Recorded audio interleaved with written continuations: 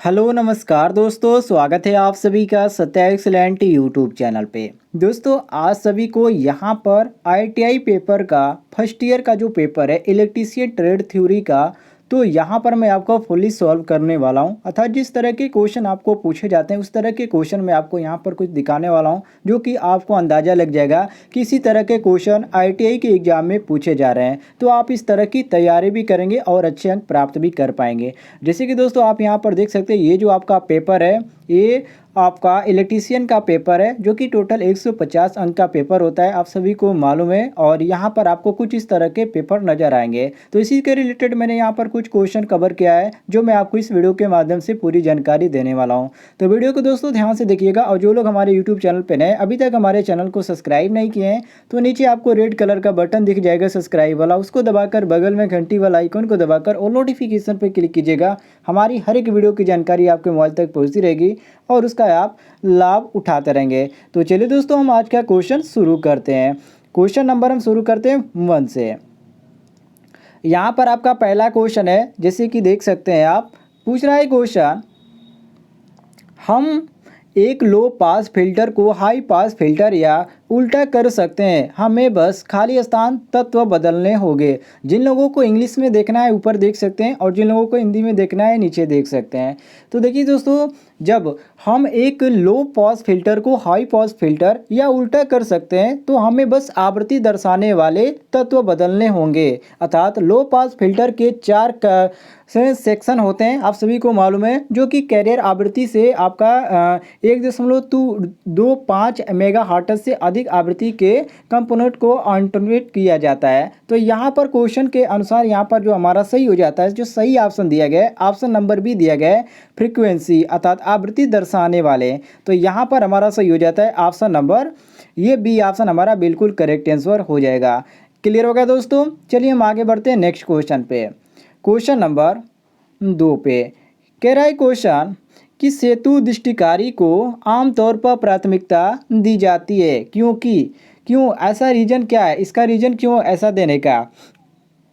तो दोस्तों इसका रीजन है, देखिए ब्रिज दृष्टिकारी का आपने नाम सुना होगा, उसको ये हम बोलते हैं यहाँ पर सेतु दृष्टिकारी, ठीक है। और ब्रिज रेक्टिफायर को आमतौर पर प्राथमिकता दी जाती है कि इसका रीजन यही है कि इनको कम चरण उत्पन्न वोल्टेज की आवश्यकता होती है, इसलिए। तो यहाँ पर क्वेश्चन के अनुसार हमारा सही हो जाता है ऑप्शन नंबर जो सी दिया गया है, ये सी ऑप्शन हमारा बिल्कुल करेक्ट आंसर हो जाएगा, सी ऑप्शन करेक्ट हो जाएगा। आगे बढ़ते हैं हम नेक्स्ट क्वेश्चन पे।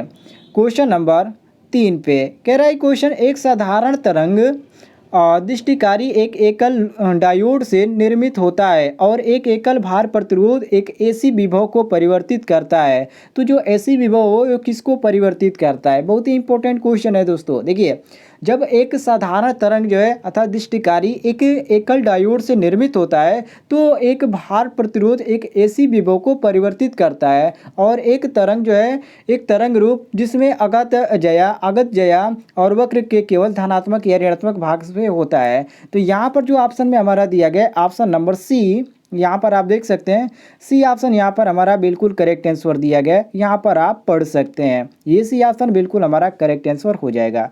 यहाँ पर आप देख सकते हैं अर्थात एक तरंग रूप जिसमें आगत जया वक्र के केवल धनात्मक या ऋणात्मक भाग हो, तो ये सी ऑप्शन हमारा बिल्कुल करेक्ट आंसर सी ऑप्शन हो जाएगा।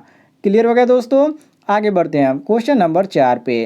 कह रहा है क्वेश्चन, यहाँ पर आप देख सकते हैं, पूछ रहा है कि एक पूर्ण तरंग दृष्टिकारी में डायोड के चारों ओर मुख्य उत्क्रम विभव 2 डायोड से निर्मित होता है और एक केंद्र टेम्पर्ड पैरामीटर अर्थात ट्रांसफार्मर ब्रिज दृष्टिकारी के खाली स्थान होता है कि बराबर होता है या से संबंधित नहीं है या आधा या दोगुना। तो दोस्तों देखिए एक पूर्ण तरंग दृष्टिकारी जो होता है उसमें डायोड के चारों ओर मुख्य उत्क्रम विभव होते हैं और जो डायोड से ही निर्मित होते हैं, और एक केंद्र जो टेम्पर्ड पैरामीटर होता है जो ब्रिज दृष्टिकारी के दोगुना होता है। तो यहाँ पर क्वेश्चन के अनुसार हमारा सही हो जाता है जो ऑप्शन नंबर यहाँ पर डी दिया गया है हमारा, दोगुना, यहाँ पर देख सकते हैं। तो डी ऑप्शन क्वेश्चन के अनुसार हमारा बिल्कुल करेक्ट आंसर हो जाएगा, यहाँ पर डी ऑप्शन बिल्कुल सही हो जाएगा। आगे बढ़ते हैं क्वेश्चन नंबर यहाँ पर 5 पे। कह रहा है क्वेश्चन कि एक पूर्ण तरंग दृष्टिकारी का तुल्यकालिक डीसी निर्गत विभव एक अर्ध तरंग दृष्टिकारी का तुलना कालिक डीसी निर्गत विभव है के बराबर है या संबंधित नहीं होता है या आधा या दुगुना। बहुत ही इंपॉर्टेंट क्वेश्चन है दोस्तों। देखिए, और इसका जो हमारा आंसर हो जाता है ऑप्शन नंबर जो दिया गया है डी, ये बिल्कुल करेक्ट हो जाता है, दुगुना। मैंने आपको अभी बताया ऊपर जो आपका था सेम इसका ऐसा ही आंसर आ जाएगा। अर्थात हम कह सकते हैं कि एक पूर्ण तरंग दृष्टिकारी का तुल्यकात्मक जो डीसी निर्गत होता है वो विभव एक अर्ध तरंग दृष्टिकारी का तुल्यकालिक डीसी निर्गत विभव के दोगुना होता है। तो यहाँ पर हमारा सही हो जाता है ऑप्शन नंबर डी, बिल्कुल करेक्ट आंसर। यहाँ पर डी ऑप्शन हमारा सही हो जाएगा। यहाँ पर आप देख सकते हैं डी ऑप्शन बिल्कुल करेक्ट आंसर। आगे बढ़ते हैं हम क्वेश्चन नंबर 6 पे। कह रहा है क्वेश्चन, जब एक संधारित्र को निर्गत से संयोजित किया गया हो तब अर्ध तरंग दृष्टिकारी की लघु तरंग खाली स्थान होगी से अधिक होगी या से कम होगी या के बराबर या कि ठीक आधी होगी। मतलब कि यहाँ पर कौन सा ऑप्शन आपको सही लग रहा है। तो देखिए दोस्तों, यहाँ पर आपको दिया गया है तो क्वेश्चन के अनुसार हम चलेंगे। तो जब एक धारिता को निर्गत से संयोजित किया गया हो तो अर्ध तरंग दृष्टिकारी की लघु जो तरंग होती है वो पूर्ण तरंग दृष्टिकारी की लघु तरंग से आधी होती है। और पूर्ण तरंग दृष्टिकारी में तरंगदैर्घ्य जो होता है, ये जो तरंगदैर्घ्य होता है इसको दूर करने के लिए जो प्रयुक्त फिल्टर होती है और उसको आप ध्यान रखिएगा। तो यहाँ पर इसके क्वेश्चन के अनुसार हम चलते हैं तो ऑप्शन नंबर ए सही हो जाता है, से अधिक। मतलब कि अर्ध तरंग दृष्टिकारी की अपेक्षा उर्मिका जो होती है इसमें कम होती है। तो यहाँ पर क्वेश्चन के अनुसार हमारा सही हो जाता है ऑप्शन नंबर ए, अर्थात से अधिक। तो ए ऑप्शन बिल्कुल करेक्ट आंसर हो जाएगा। इसकी उम्रिका जो होती है अधिक होती है, कम होती है, लेकिन इसकी जो तरंग होती है लघु तरंग होती है ये अधिक होती है। आगे बढ़ते हैं हम क्वेश्चन नंबर 7 पे।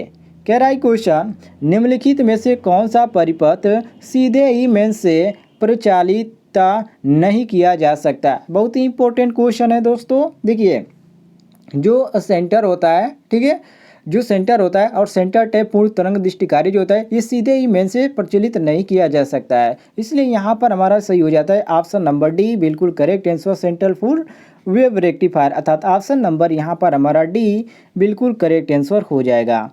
आगे बढ़ते हैं नेक्स्ट क्वेश्चन पे। क्वेश्चन नंबर 8 पे कह रहा है क्वेश्चन कि पूर्ण तरंग दृष्टिकारी अर्थात फुल वेव रेक्टिफायर में उर्मिका गुणक अर्थात रिपल फैक्टर क्या सूचित करता है, अर्थात ये किस चीज़ को इंगित करता है। तो दोस्तों, पूर्ण दृष्टिकारी में जो उर्मिका होता है, घटक होता है, वो फिल्टर की दस्ता सूचित करता है। अर्थात जो फिल्टर की दस्ता यहाँ पर जो हमारा दिया गया ऑप्शन नंबर डी दिया गया, आप यहाँ पर देख सकते हैं, ये हमारा डी ऑप्शन बिल्कुल करेक्ट आंसर हो जाएगा। तो यहाँ पर डी ऑप्शन बिल्कुल करेक्ट है, इसको आप टिक कर लीजिए। आगे बढ़ते हैं क्वेश्चन नंबर 9 पे।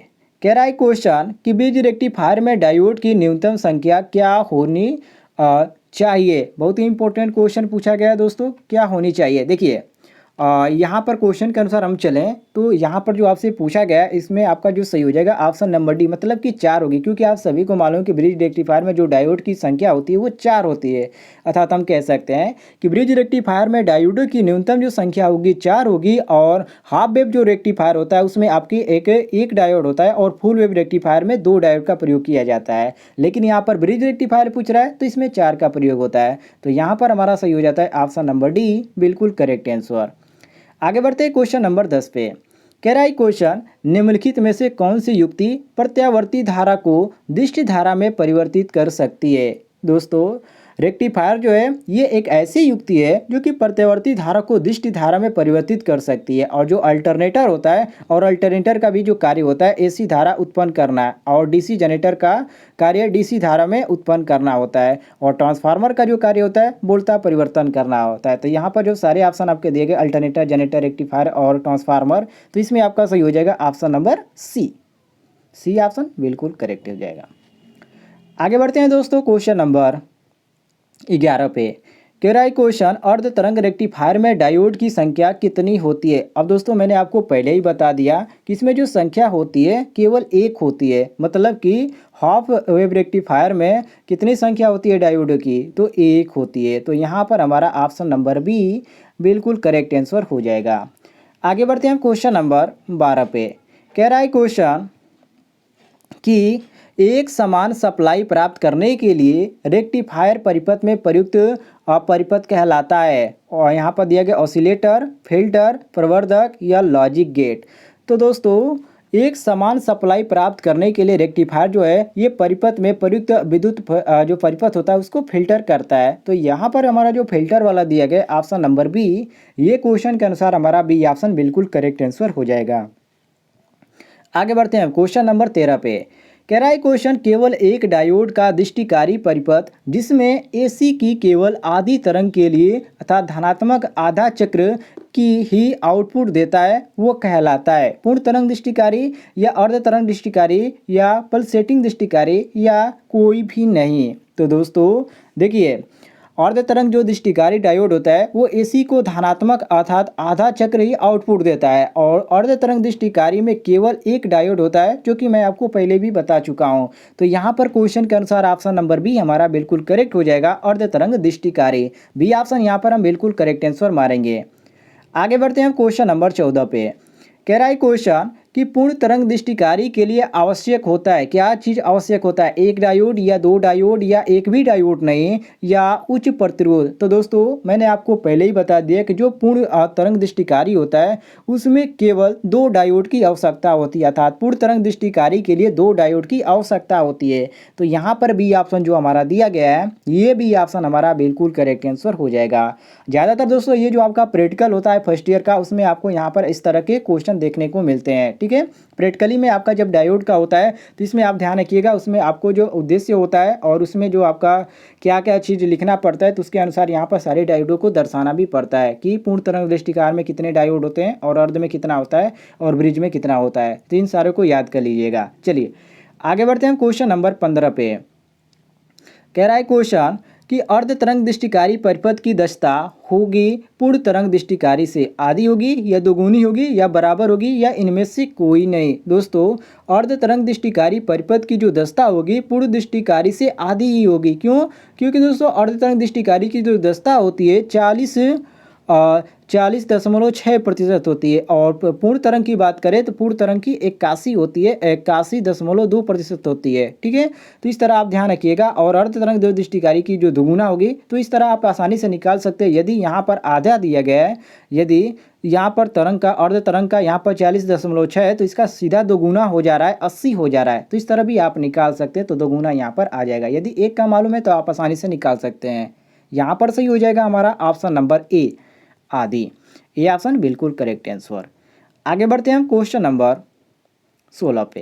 कह रहा है क्वेश्चन जब चार डायोडों को हिस्टोन सेतु ब्रिज की तरह दृष्टिकारी परिपथ में लगाया जाता है तो वे कहलाती हैं, क्या कहलाती हैं दोस्तों? देखिए, जब चार डायोड को व्हीटस्टोन सेतु परिपथ की तरह दृष्टि धारा में लगाया जाता है तो उसे ब्रिज हम दृष्टिकारी कहते हैं। और ब्रिज दृष्टिकारी में दो डायोड होते हैं और पूर्ण तरंग दृष्टिकारी परिपथ में की तुलना में जो होते हैं इसमें अधिक धारा प्राप्त होती है। तो इसको आप ध्यान रखिएगा। तो यहाँ पर क्वेश्चन के अनुसार हमारा सही हो जाता है ऑप्शन नंबर ए बिल्कुल करेक्ट आंसर। आगे बढ़ते हैं हम क्वेश्चन नंबर 17 पे। कह रहा है क्वेश्चन पूर्ण तरंग दृष्टिकारी की उत्पादन आवृत्ति क्या होगी अगर इनपुट आवृत्ति 50 हर्ट्ज है तो?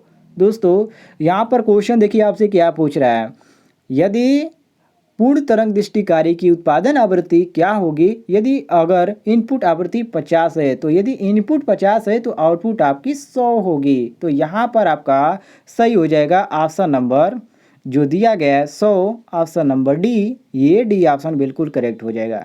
चलिए आगे बढ़ते हैं क्वेश्चन नंबर 18 पे। कह रहा है क्वेश्चन 3 फेज पूर्ण तरंग दृष्टिकारी को चाहिए, क्या चाहिए दोस्तों? एक डायोड प्रति फेज या दो डायोड प्रति फेज या तीन डायोड प्रति फेज या चार डायोड प्रति फेज।